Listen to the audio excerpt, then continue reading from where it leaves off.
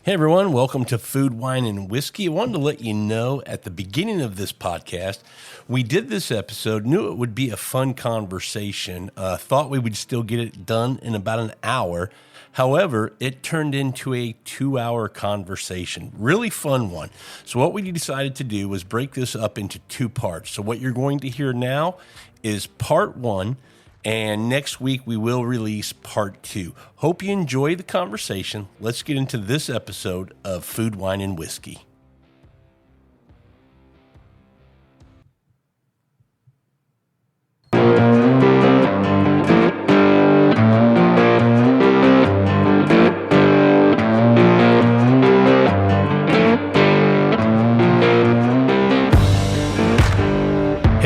Welcome to another episode of Food, Wine, and Whiskey. I am Rob, your host. Going to have a fun show today. We have Carter back. How you doing, buddy? The mysterious Carter. The mysterious Carter. Yeah, I'm good, man. We're going to be talking about some wine today, so fantastic. We'll have a little food afterwards to wash it down with. Yeah, not bad. Yeah. Tyler Martin, how you doing, man? I thought we were here for coffee. Oh, yeah. People might know you from the coffee episodes. That's true. But a rum, maybe. But now you're going to throw a little wine knowledge at us. I don't know about knowledge, but opinions, fun conversation. And Todd, can I say you're here? Do you want? Is it okay? I'm here. I'm just gonna try not to say anything stupid. Not at all. No. Not at all. This is gonna. We'll take care of that. Yeah, I was going to say. Yeah, he might laugh out loud. That'll be all right. We're going to have a fun conversation today. The title has not been completely defined, so whatever you're reading, I don't know it at this point. But in kind of just to kind of give you an idea of what we're doing, we are building a case of wine for a friend of ours who wants to get into wine. They've dabbled. They want to get into wine, and they have a complete open mind. They're not have to steer them in any direction. They just want to know from our perspective, if we were to build them a case to say this is kind of what the world of wine can be, what are we doing? And so each of us has built our case, and you get to apply your own criteria to it. There is no kind of, these are the rules or the boundaries. It's whatever you want. So, you have to think about price. Wine can get expensive. You have to think about... Did you put a price limit on this? Not you, baller. Yeah, I was going to say, Yeah. I got about a $15,000 case. I don't know who your friend is, but I feel bad for him. Yeah. We are talking about a friend who has, reasonable means. So we're not talking about, max bottle has to be $20, $25. We can put something in there. But I think when you think about getting somebody into wine, I have a thought about wines that, if it's a particular producer that has a really nice high-end, top-end bottle, I think they ought to make a really good entry level as well. If I don't like your entry level, why would I spend the $100 on your top end? I agree. So I kind of, my philosophy kind of was in that range, although there might be a couple bottles on my list that you might go, a little bit. Pushing it a little bit? Yeah, maybe a little bit. Okay. Maybe a little bit. I mean, you got to have a few, right? Yeah. So we can talk a little bit if you want to share without giving too much away about your criteria, kind of what you thought about and how you built your case before we get into it. Yeah. I mean, the way I started, I was just kind of thinking of I have a friend that we played golf with, actually, Brendan. He knows a good bit about, Napa, Oregon, the New World wines, things like that. But he's not really well versed in Old World wines. So I'm kind of coming from a perspective of talking to somebody like that. Hey, here's what I would suggest. I mean, I'll admit I have a New World wine in my box, or in my case, but coming from the perspective of expand your horizons. Here's what I would suggest, and not really breaking a budget. Honestly, most of the bottles that I have here are you had restraint. You kind of okay. I just went. It's hard for me. It's hard for me to spend have a $250 minimum, price on a bottle of wine. Yeah. So anyway, that's kind of how most of my stuff is $50 or under, to be honest. Okay, Tyler. I actually changed my approach a couple of times. The first way I looked at it was if I was introducing someone to wine, this is what I like to drink, and so I want you to like what I like. But that's not the right approach. So then it changed more to, well, let's just explore, kind of go through some highlights. A couple of mine are actually kind of comparison bottles where it'll be two opposite ends of the spectrum of the same thing. Okay. Where you can figure out, because we were talking before, there are certain grapes that, depending on where it comes from, the style can be very different. So you may try one of those styles and think, I don't like that grape. And then you find the other one and you realize you do. So that's kind of more the approach that I took. And I went a little more high level. I can give examples of like specific bottles. For the most part, it was regions, appellations, wine styles, that type of thing. Yeah, I agree. That's kind of the approach I Yeah. took as far as just kind of a general regions and things that I But like think that style. For the most part, everything that I've got on my list would be $30 to $50, and maybe you could push it a little higher. I kind of assume if I have a friend that wants to get into wine, they have some means. You don't really get into wine to buy $10 bottles. Yeah. So I have a question. Inherently, I think you're going to want to spend a little more. So in spirits, I learned my lesson in the past, and like a novice coming in or someone that's looking to get into it, to not throw them the high proof, complex spirit because they're not going to get it. Would you say it's the same in wine, that you want to focus more on the flavors without? Not that you wouldn't want to introduce them to complexity, but maybe they don't get the nuance of some of those bottles that you all might love and really cherish. Do you? I think it's different because I think the reason I would say it's probably different, Tyler, Matt, tell me if you think I'm wrong. The alcohol level is so high, so many people getting into spirits, getting over that alcohol so that they can appreciate what's behind it, I think is the challenge there. Even Where 80 proof can be challenging. Even for people 80 that don't proof. drink whiskey at all. In wine, when you're at that, on a Riesling could be as low as 6.5%, 7%, and then you get up Right. to a high alcohol is 14 to 15%. The alcohol, as long as the structure and the balance is there, should be good. So, to me, I'm going to say I always want one, structure, and then two, I do want complexity, because then that's going to tell me that's what I'm ultimately looking for, which is a quality wine, which doesn't always have to be expensive. It can be. You can get a quality wine for $15. But do you find that your palate has evolved to be able to pick up more complexity with time? Yes, Sure. and so I think it's actually opposite. I think a lot of wine beginners, I know when I was first getting into it and talking to people that are getting into it, usually what they gravitate towards is the big, bold, Fruit. overproduced fruit. It's the ones that are more restrained that people have a hard time getting into, because you have to find the complexity and the nuance. So I think it's almost opposite. I think maybe. too, like from my idea is a little bit different from a budget perspective. The difference between like a really good quality wine, and I'll just use a figure of $100. Okay, you buy $100 bottle of wine. That's a pretty big spend for me. Sure.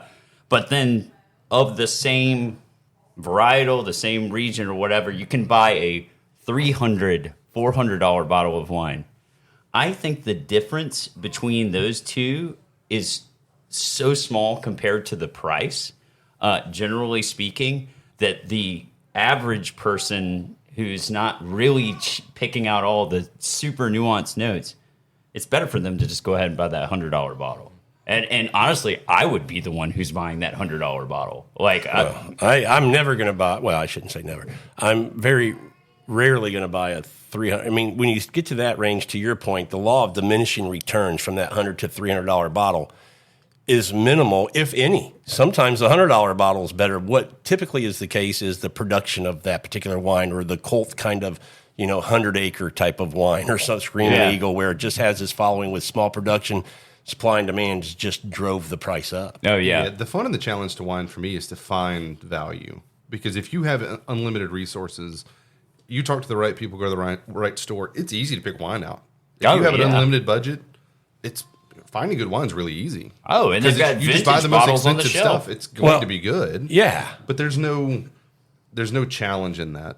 And exactly. you could spend, to your point, fractions of that and get something that is every bit as good, maybe better. Should your average consumer listen to or read the reviews on some? I mean, because you say like you're trying to find the gem. So people have drank all of these wines. So is it reliable to go on the internet and look up ratings and say, okay, well then this is probably going to be a good bottle? How do you find a gem? Ratings are challenging, because Yes. you've got certain ones. All right, the big problem is the pay for play, where you've got certain reviewers that are supported by certain wineries or certain regions, or they have biases.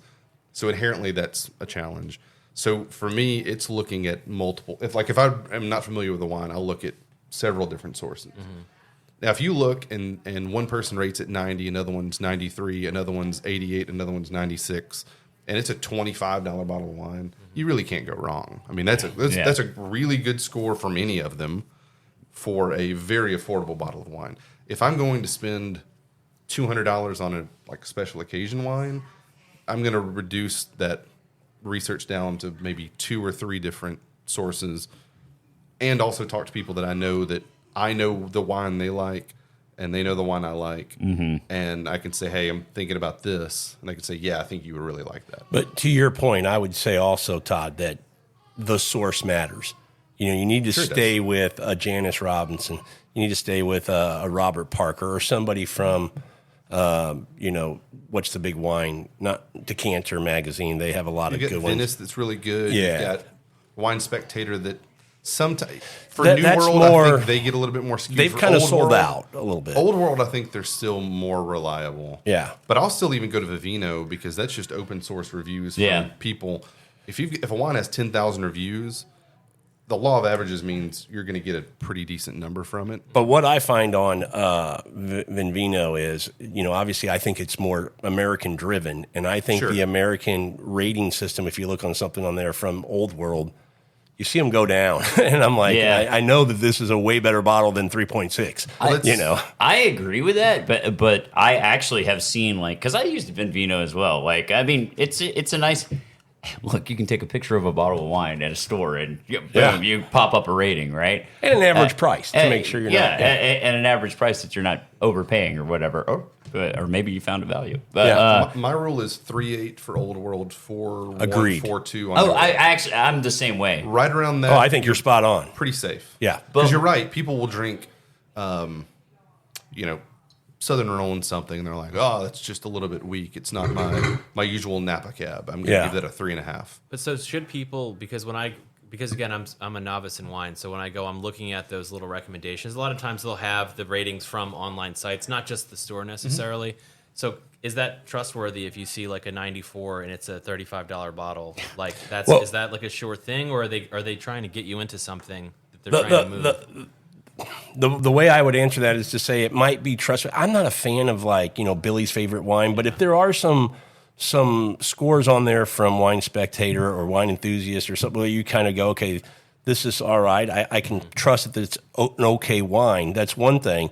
But whether it hits with your palate would be something different. I always say, just like whiskey, you got to try it to know whether it's for you or not, and then you make that decision. It may not. You may go, because that's for me sometimes. I'll go, it's a quality wine. It's a solid wine. I just don't like it. There's a difference between liking a wine and it being a quality wine. And I think people miss that sometimes when they get into wine. They just want to know it's good if I like it. Not necessarily. It could be, sometimes it could be a little bit flawed and you go, I like it, because you're not understanding that you should have some more alcohol to balance that out. It's not flabby, or whatever. There are certain wines, I think, that the general public might actually prefer the flawed wines to the ones Agreed. that technically aren't flawed. Yeah. So it also depends on the reviewer. Are they reviewing it from a standpoint of this is a good example of this wine, or this is a wine that people would like? Because there's some examples of some New World Pinots that I think are terrible, but they get good reviews because people really like them. I think that's a great point, too. That's a very good point. Are they trying to promote things that they think the mass public is going to enjoy based on that That's palate? how the San Francisco Spirits Competition works. It's not how good it is, it's whether or not it's a good example of what it is. Oh. I didn't know that. The double gold just means that it's one of the best examples of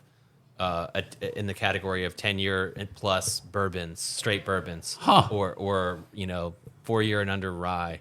Does it taste like it's supposed to? Yeah. That's how they award it if you look at the criteria. That's I mean, interesting. case in point, you're talking about a New World Chardonnay, and it's got a lot of the buttery notes. It's a lot of New American oak, so it's very oaky. Mm-hmm. You might get a review on that. So it's 94 points because that's what people expect from People love that Rombauer. wine style, and so it's got a great review. Not I. I hate that. I do. So a 94 doesn't mean that I'm going to like it. So it's But you learn profiles. Right. Based Yeah. on region, and same with whiskey. now And if I walk up and there's a Chablis that's 94 points, give it to me. good chance Yeah, it's going in the yeah, cart. Give it to me.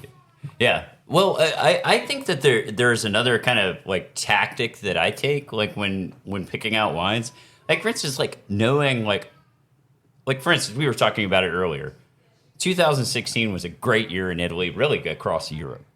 If you know a style that you like, and it's a 2016, a really good vintage, you're probably not going to go wrong. That's a good point. If you walk into a store and there's a $40 Brunello 2016, Buy it. Yeah, just buy it. If it I don't care who sucks, made that's it. on the winemaker. and it probably won't. It Yeah. probably won't. I totally agree. I mean, most of these producers have been around for a while, and even some of the newer producers. Well, they're newer, but they bought some old vineyard or something like that. So, yeah, But I agree with you, Tyler, when you're talking about the punching up. I'm always looking for that wine that I drink and say, I paid 30, but I'd have paid 60. I'm glad I'm paying 30, but I'd have paid 60. Like the for it. Kirkland champagne. Yeah. We're talking about it. There's nothing special about it, but it's got the brioche notes. It's got the fruit notes. It's an example you could hand to somebody that's never had champagne and say, this is what it tastes like. It's not I the need best to try more of version of it. Kirkland. I've heard, But so it's many good $20. things. Yeah. All their Yeah. products, Yeah. their whiskey. I mean, Their wine is very hit and miss. We were talking Yeah. about that before. It depends on which one, but I've yet to have an old world from them that's not good. The new world from them is probably less than 50-50 for me. Yeah. yeah. So- Well, the golf balls are good. Very good golf balls. And their cheese is top notch. It's funny for me too, because in the world of whiskey, I most of my purchases where I like to live is with the big distillers. I think that's where my Smart. value is. Yeah. Yeah. With Wild Turkey or Jim Beam or they've you been know, doing Jack it a Dan- long time. They do a lot of volume, and while what people know them for, like a Maker's Mark or a Jack Daniel's, people who don't know as much about whiskey will stay away from them because they're like, that's bottom shelf. Yeah. That's what they make all their money on. But Right. They know what they're doing. They do volume Yeah. for decades. Well, It's gonna inherently, be good. if you're a new producer of, let's say, bourbon, and your costs are going to be higher, if you make something that tastes like Wild Turkey, how do you make money? Yeah. Because you're making the same product they are for 50% more. So you've got to do something weird. Yeah. That's the Yeah. only way to make money is to do something weird. Well, Yeah. you could almost use it like the California example. I mean, like you think about the real estate in California to buy a winery. I mean, it's a lot ridiculous. more expensive. Yeah. So that's why there's such value in Old World, because if you think about the real estate in Northern California, that's a significant part of your cost. So does the same thing apply in wine then? If they've been No, around I'm a long time? I'm 180 degrees of that. Okay. Now I want the local farmers. I want the winemakers who are putting their fingers in the dirt. I don't want something that's owned for the most part. There's still, Robert Mondavi can still put out some good wines, but for the most part, because they've gotten bought up and a lot of those brands have Prisoner. yeah, It becomes a financial thing. yeah, It does. Yeah. And the quality goes down. Now they're taking that product that used to be really good, and because they just have the following, and Camus being an example of that, they butcher it up, but it still has the following, so it still sells like crazy. Oh, yeah. But the manipulation of what they're doing to it, their cost and what went way down, so the margins now are just huge. I would agree with that in New World. In Old World, you still have Oh, you don't yeah, you don't worry about it as much. bigger No. families, bigger companies. Like anything Famille Perrin makes is going to be good. Yeah. Or But pretty that's much a whole- all of the big champagne houses Yeah, make I mean- really good wine. It might Absolutely. be expensive because they're owned by LVMH and they've got to, pay for the marketing budget, but it's still good wine. Oh yeah, I would say. I mean, like for instance, I love Dom Perignon, and I think they only produce vintage wines, and they're expensive. Probably going to pay more than what you want, but you're still going to get a quality product. I mean, But it's it's funny it because might be a little overhyped, but it's Yeah, fantastic. that's great. Yeah, You make a really good point because that is probably more directed and not probably is more directed to American kind of For sure. wine for sure. But it's always curious and funny to me that somebody like Kendall Jackson, what do you think about them locally? In the States, we probably don't think real high of Kendall Jackson. But if you get some of the stuff where they've bought wineries in Australia, they're apparently producing some fantastic wines where they've purchased some of these wineries in Interesting. Australia. Found that out recently, and I went, okay, I'm going to go explore. Mondavi's an interesting example too that you brought up because on the lower end, very approachable, probably not great wines. The Some of bourbon their- barrel? hard pass. I mean, just Was there any wine that's good that was aged in a bourbon No. barrel? No, not for me. No. Now, bourbon in a wine barrel, I have a different opinion. But yeah. Yeah. Go ahead. Sorry, didn't mean to cut you off. Oh no, that would just. Mandavi. Well, I mean, like they're higher in like the reserves from like Tokalan. Good. Phenomenal Oakville, wines. solid wine at Oh, yeah, 55 sure. bucks. Yeah. sure. They make some good stuff. Yeah. So, There's all those producers. A lot of them make, good examples of wine, but the most of the stuff that they sell is not very good. the majority of it, they're selling to the masses. But I don't know if you, so there is a producer in California my wife and I like called Peju, and Solid Cap Franc. yeah, solid Cab Franc, solid Cabernet Sauvignon, like they do a good job. But the way that he started out was selling white Zinfandel party wine Oh. to be able to build up money to be able to invest into his winery. Kind of like distillers that I guess do gin and stuff like that to yeah. pay the bills. I mean, so he doesn't make that anymore, but Yeah. he had to do that to Sure. support his business. Okay, back to the topic. I am, my criteria was kind of, you touched on it a little bit, and I think it's hard not to have some personal kind of influence on what I picked. It's what I like, it's what I think is good. So I'm always going to say, I think you should at least try it. You may not like it, but it's going to be what I'm going to recommend or suggest to you. But I also tried to keep it at some of the ways I went was, looking at your cost, what you have to invest or spend to get an expression of that, because wine is all about exploring, right? It's a never-ending journey. So I don't want you to come in hot and heavy and then you get discouraged and you don't want to do it anymore. So I think being able to at least get you in on an entry level, that's kind of where I focus. There might be a couple of examples that you just can't get away from being a little bit more expensive just because it is what it is. But for the most part, that was my approach. But I also I wanted to stay with grapes that I think represent, globally what's out there. When you look at the globe and you go, if you had to name 15 varietals that represented wine in the world that people really make and do a really good job with, what would they be? There's obviously all these obscure kind of things, that are indigenous to different regions and things. But I think what I did was try to kind of focus on these kind of, the main grapes, if you will. Yeah. So no orange wine or ice wines or Yeah, those aren't Maine. You got two pet nats on here. okay. Gotcha. Well, how do we dive in? Well, I think we have a case. We did a baker's dozen, so we actually get 13. We'll finish up with that 13. Then we have some honorable Well, you mentions have the we one can that you talk. popped in the parking lot. Like you got your case built, and then you got that's the right. one that Yeah, you popped in the that's parking it. lot. Yeah. On the way home. On the way home, yeah. So we'll just go kind of start with threes. I don't know how you all did it. I did kind of like, drinking wine. I started with a white, and I'll move to a red. I don't know how you guys did it, but we can just, however you want to reveal, we'll do three at a time. We can kind of talk. And We going from bottom to top, or are we going Well, because I'm starting whites to red for me, I'm going to go in whatever order you want, You can but do I'm whatever going you to want, start. Carter. Okay. Go. Whatever And then you as want. we reveal and talk about, if Todd wants to jump in, has a question or whatever, we'll do that too. Sweet. Who wants to lead off? You want me to lead off? You're the man. Go for it. Okay. I'm going to start with my first one. I think is just a crowd pleaser. I think no matter where you have this, if you pour it for people who are just getting into wine, they're not going to hate it. Sauvignon Blanc, and I'm going to go specifically to Sancerre because I think the Loire Valley does a great job. Scratch that one off the list. Check No, that one off mine. you're not supposed to say that because we're going to have some that are overlapping. Oh, yeah, for sure. Well, I think you and I talked about it before. Sauv Blanc is one of the interesting grapes to me. I don't know that you can make a bad version of it. Ask New hard. Zealand; they can. No, I love those. It's hard to make a bad version. The stinky feet version? I love Grassy. I love New Zealand Sauv Blancs, but Most people do. I'm probably the oddball that is not a fan of it. They're hit or miss for me, but if I get it. I think if you go to a store and you spend $20 on a Sauv Blanc, it's going to be great. Yeah. I don't care where it's from. Some of the really cheap ones from maybe the New World are going to just not be very good. They're going to be very sharp, just not interesting.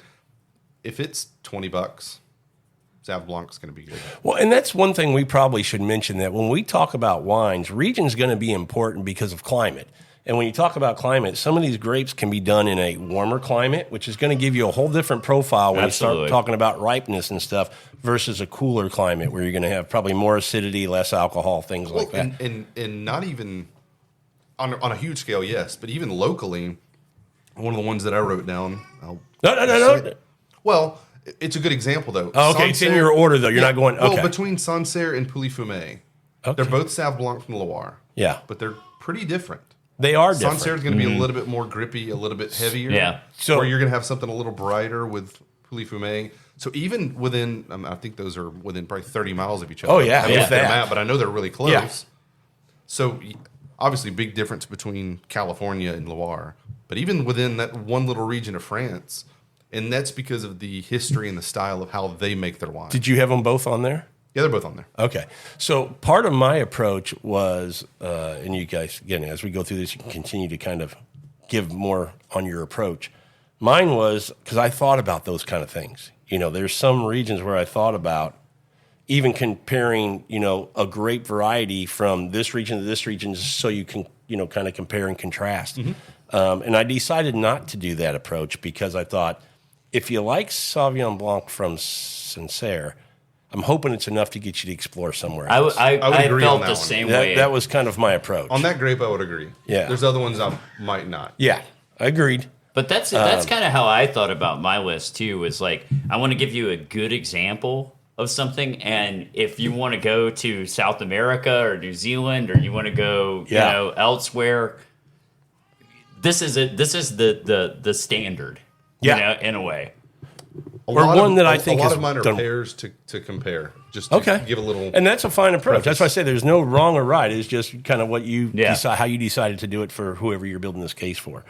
Loire Valley Sauvignon Blanc. I think a Sauvignon Blanc can be pretty clean and crisp and simple, and doesn't have to be very complex. But you can also get into Loire Valley where you're spending $85 to $100 a bottle, and it can be just mind blowing. So Yeah. I think it's also a variety. I think a lot of people who think about Sauvignon Blanc, if they haven't explored it enough, think it's just a very simple, one or two kind of note profile, and it really can be a whole lot more than that. To sound crass, it can be viewed as a basic bitch one. So It can. Yeah. The next one is near and dear to me. One that I've just grown to love is Riesling. Yeah. And I'm starting you off in the Mosel in Germany. I think that's safe place.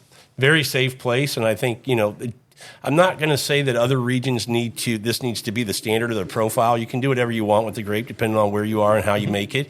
But I just think this is a good foundation for starting in that grape, because they're going to do it very well. I'll say it that And way. it's going to be very different from what someone thinks it is. People think of Riesling as just cloyingly, off-puttingly sweet. Yeah. Mosel Not. Rieslings, they can be. They can but be. Generally, they're not going to. They're going to be they're not off gonna err on dry. Yes. Yeah.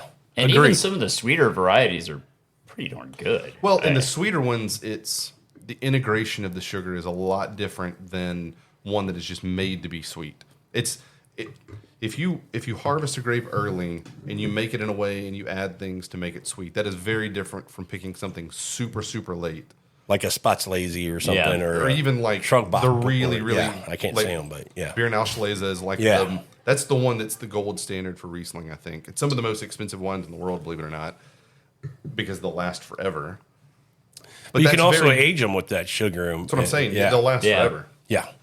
Yeah. So if I were going to I throw, love that call.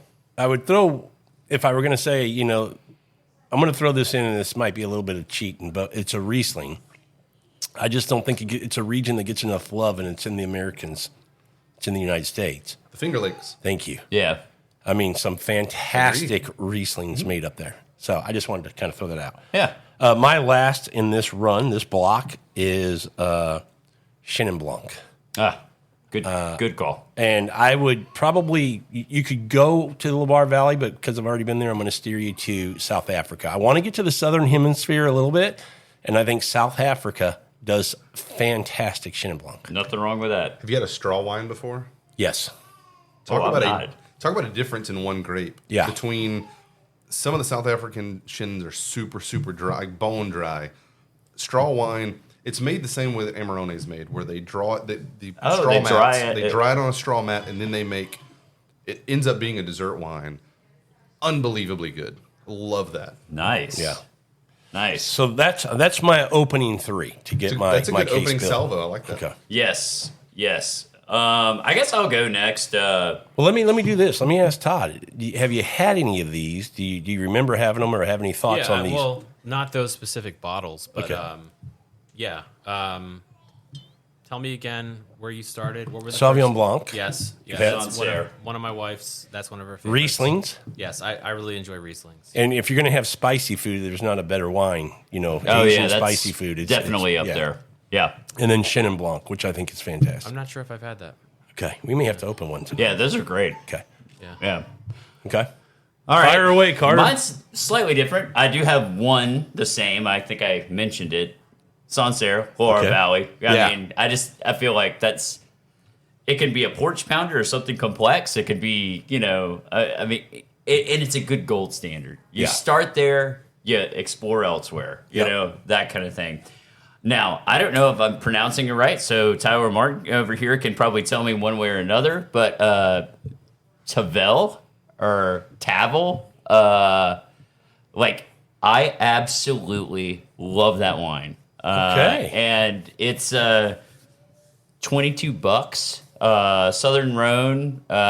It's actually a blend of white and red wines. And it's got a lot more structure and body. And so those who don't know, it's a rosé. It's a rosé, and a lot more structure and body to it than to me like a lot of the stuff from Provence. Now I can't say I'm an expert, so maybe somebody can blow me away with one, but for the money, I think it's just a fantastic start, and not a lot of people know about it for some reason. And not expensive. Again, getting back to, this budget that we're trying to watch for somebody. Yeah. $23-25, you get a solid one. Oh yeah, Yeah. So I think that it's just a great wine, and anybody who enjoys drinking wine will enjoy that wine. Not overly complex or anything like that, but very approachable. Yeah. And my number 3 is a wine that I've recently been introduced to via my friend over here, Rob, and it is Suave. Oh, yeah. It's a style made by Gargan. that one and Trebbiano. It's from Veneto. Yep, up north.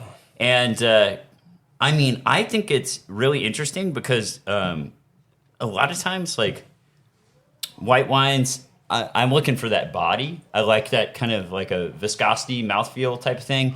Suave's got it. It's, I guess, because of the style of the grape, it's got a higher glycerin content to it, so it actually, coats the mouth a little bit better. Yeah. And I find it to be a really enjoyable wine, and $25 or less. Yeah. So yeah, that's my That's little group of 3. Okay. I like it. Well, my first one's going to be Chablis or some other white Burgundy. Okay. One of my favorite wine styles, and it doesn't have to be Chablis. It can be like a Merceau, Pouilly-Fuissé, one of those. I think that's such a pure example of a grape that is sometimes maligned. People hear Chardonnay and they have a certain idea of what it is. Until those they are have that. Those are some of the best wines in the world to me. Oh yeah, And for those who don't know, Chablis is still part of Burgundy. Burgundy. Correct. It's its own little Yep. region. Love those wines. It pained me to do this, but I put a wine on this list that I hate. But I'm building this case for someone else. Go to the store, tell them you want a Chardonnay from California that is super buttery and super oaky. Okay. You I did that hate to that. prove a point. I hate that. I did. I hate that wine style. But people like it. And that's Rombauer. fine. Yeah. And if you like it, that's fine. So the whole point of this was to try those side by side. Because some people, frankly, will try Chablis and go, I just didn't do anything for me. There's not Yeah. enough going on. It's very nuanced to the point we were making earlier. Some California Chardonnays will beat you over the head as a white wine. Oh yeah. One of my favorite wines that I had years ago, and I forget which winery I was at in California, and it was an older, very, very like deep yellow, aged. I loved it, and it was super buttery. I don't know that I would say oaky at the time. I don't know that I Well, really- and those two don't have to necessarily go hand in Yeah. hand. They often do. but it was very thick mouthfeel, and I'm still kind of chasing that bottle because I loved it. Yeah. Just thick and But- buttery. And what creates not to get too nerdy, but we will. What creates that is a process that essentially takes a high acid wine and tries to reduce the acid in it. And what that will create are those kind of butter notes, to the point where I've had some before that taste like rancid popcorn. Yeah. Yeah. Or like the movie butter popcorn. What is it, like a lactic? Malolactic fermentation. Yeah. Now, you can also just kind of stir the leaves to get a little bit more body, Yeah. too, and you won't And- get so much butter. And to be clear, I think most Chardonnays and a lot of white wines go through malolactic fermentation. It's the level that you do it at, the temperature, all that. I don't know all the science, but that's usually what creates all that. And there's nothing wrong with it. There's people that and that's why I put it on the list. Some people love that. And if that's what you love, now we know we're going to either explore old world Chardonnay or we're going to stick with Well, it's a good newer point style. because my wife, who tends to go towards white wines, always says except Chardonnay. And then like Sean Beck has been recommending wines and giving her Chardonnays that were not buttery because that's what she says that she doesn't like. And she's found some bottles that she absolutely loves. But yeah, I mean, I think it's a good point because a lot of people think they just kind of want to categorize a type of wine as a certain way. And it's, some of them are that, but it's so broad. Absolutely. And the number one reason I did this, and I'm glad you brought this point up, you mentioned something about introduce them to Sauv Blanc. If you like it, then we'll explore more. That's such a wide spectrum for Chardonnay that I think you have to do both. Yeah. Because if you only give one, to be fair, when I got more into wine, I thought Chardonnay is just not for me. I don't like it. And then I started having some white Burgundies, and I was like, this stuff is fantastic. Yeah.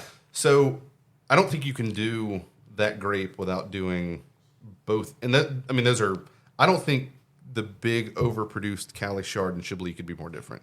Some of the other, like Merceau, other white Burgundies, those are getting a lot more soft and big.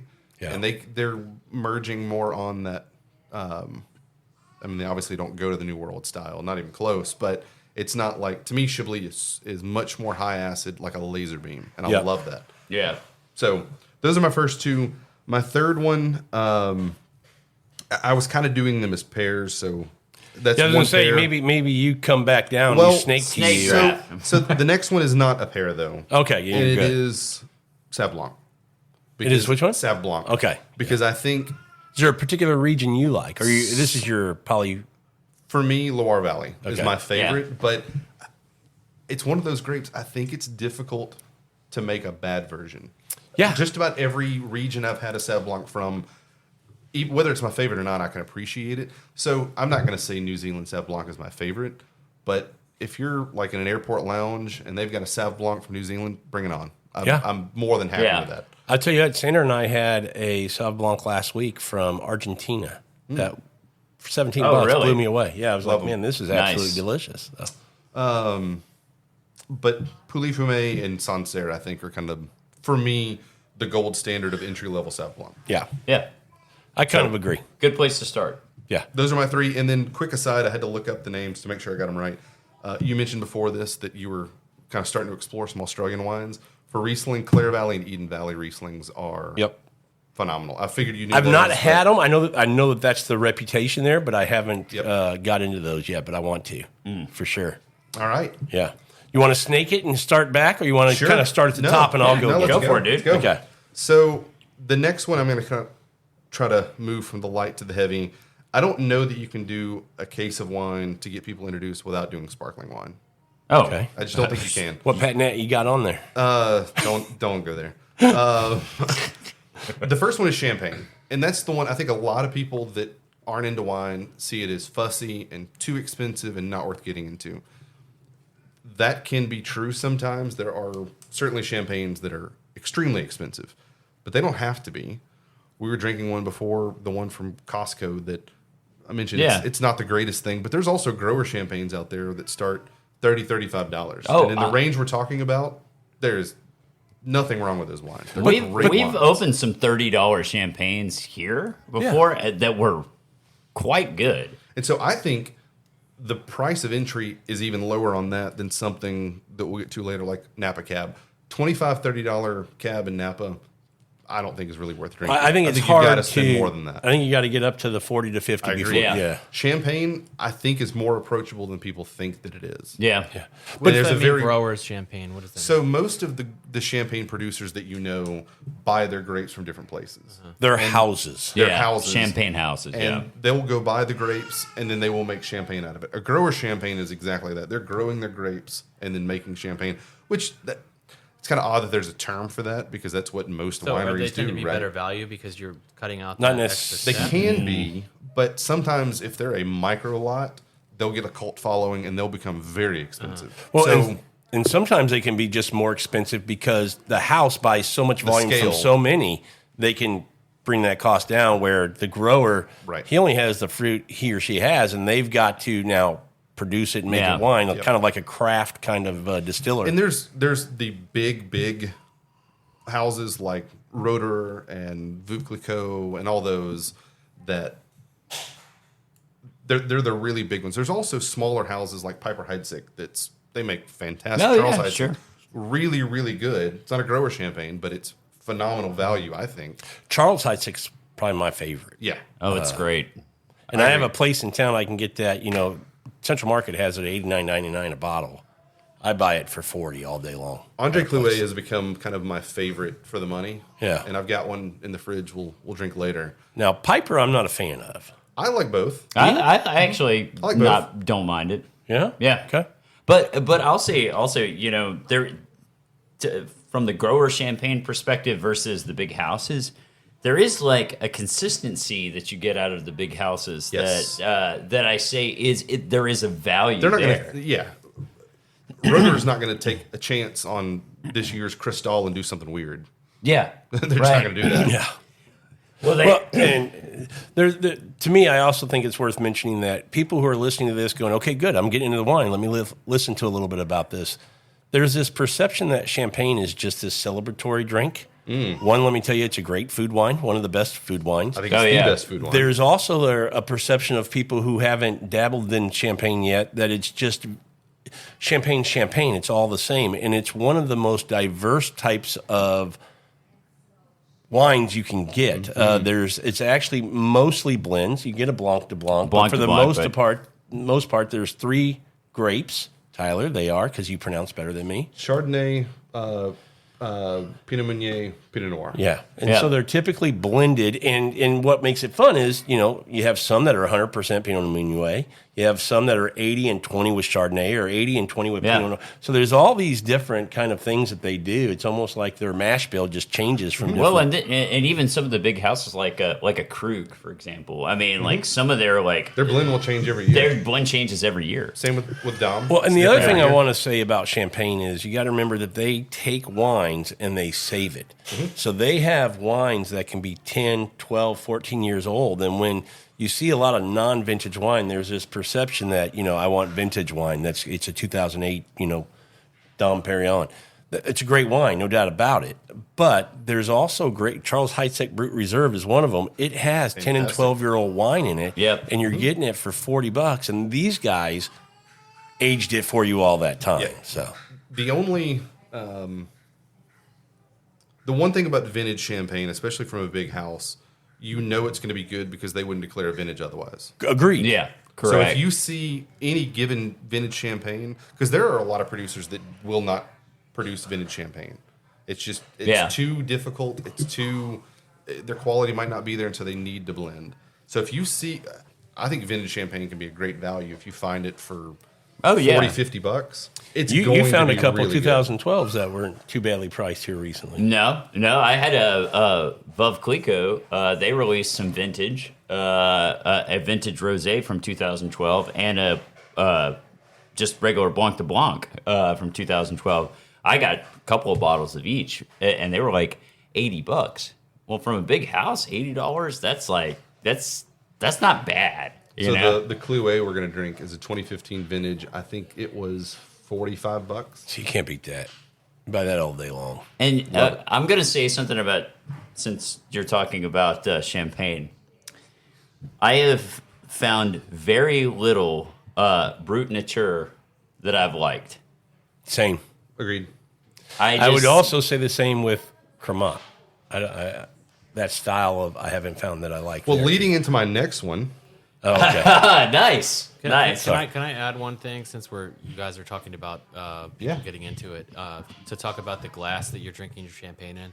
Yes, it matters. Don't drink out of a flute. not a flute. Right. Not a foot. Yeah. Unless it's a mimosa. That's fine. Thank you for the novice to bring that up. Yeah. Not a flute.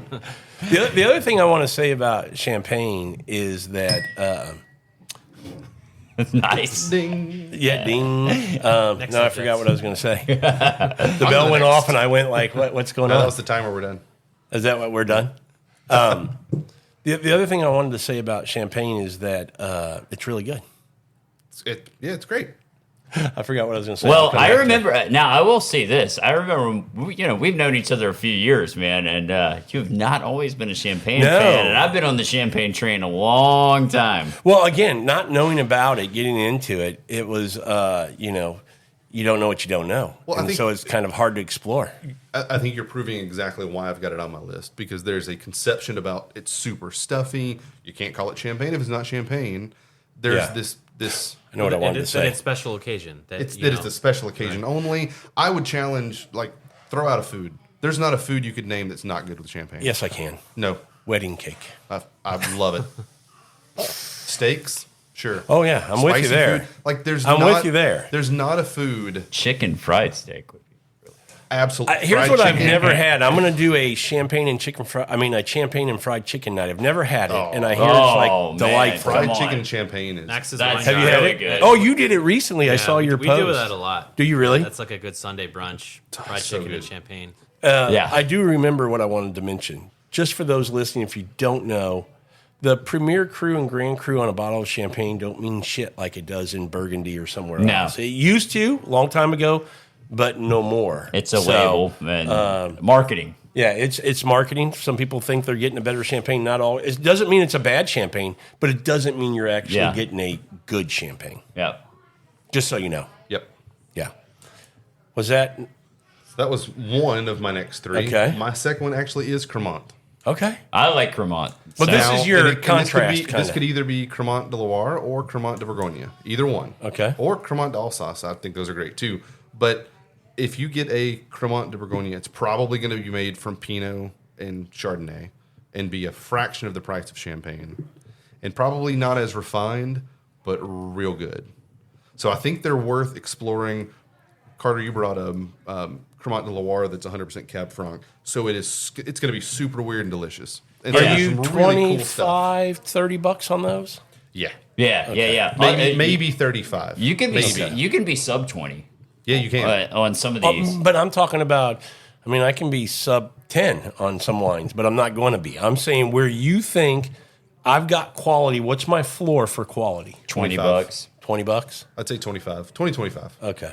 Now, That's the great thing to me about Old World. If you recognize a appellation on a label and you kind of know a price floor, you can't really go wrong. yeah, I agree. That's why I love Old World. I'm not going to say the wines are better, although Generally probably they would- are. I would say that actually. But for a beginner, if you know Chablis, Yeah. if I tell you go to the store and buy a Chablis that's $25 or more, it's going to be a good wine. I agree. Yeah, I agree. It's just going to be. Yeah. So I try to push people towards Old World to start because there's less pitfalls, there's less money involved. It's what we talked about earlier with Napa. You can't. I'm not gonna say you can't. It's very difficult to find that $20, $25 bottle of Napa Cab that's legitimately a great wine. Yeah. You can do that in France, Oh yeah, yeah, especially if you're in France. Yeah. Oh my God. yeah. Totally agree. So, all right. So that's number 2. Number 3, I don't really have another one to pair with those, so I'm just going to go kind of down to the end of mine, and I put Riesling on mine. Okay. Yep. Sweet. For all the reasons we've talked about, Yeah. it is such a wide, it might be one of the broadest spectrums for wine. It's up there with Chenin Blanc, I think, for the spectrum that it can be. Totally agree. I think it's more than Chenin Blanc. By the way, I wish I'd brought one. I have a bottle of 1987 Chenin Blanc from the Loire that is unreal. Oh, Really? nice, nice. Yes. Okay, so on the Riesling, specific area that you prefer? I don't. I'm a big fan of all sauce wines. So I love the German ones too, but I'm a big fan of all sauce wines. Yeah. In Germany, Mosels are great. I think Rheingau is underrated. I do too. Yeah. I think so. If I were going to start somebody, I'd actually probably start there before Mosel. I think both are fine, but that might be what I would look at, or Pfalz. But you can't really go wrong. If it's a German Riesling, that's another one of those. Spend $20 on a German Riesling, it's going to be good. Yeah. It may not be the style you love. If you get like an Auslese and you're like, oh, that's a little too sweet for me. All right, well, let's back it up and get like a Cabernet or something. Yeah. That's more what you want. Yep. So it's going to be a good representation of the style. It just might not be your style. So Yep. that's my next three, and I think that's the end of my white wine list. Okay. All right. We are going to break the episode here. This will complete part 1. We'll see you back here next week as we get into part 2 and finish this episode of Food, Wine, and Whiskey.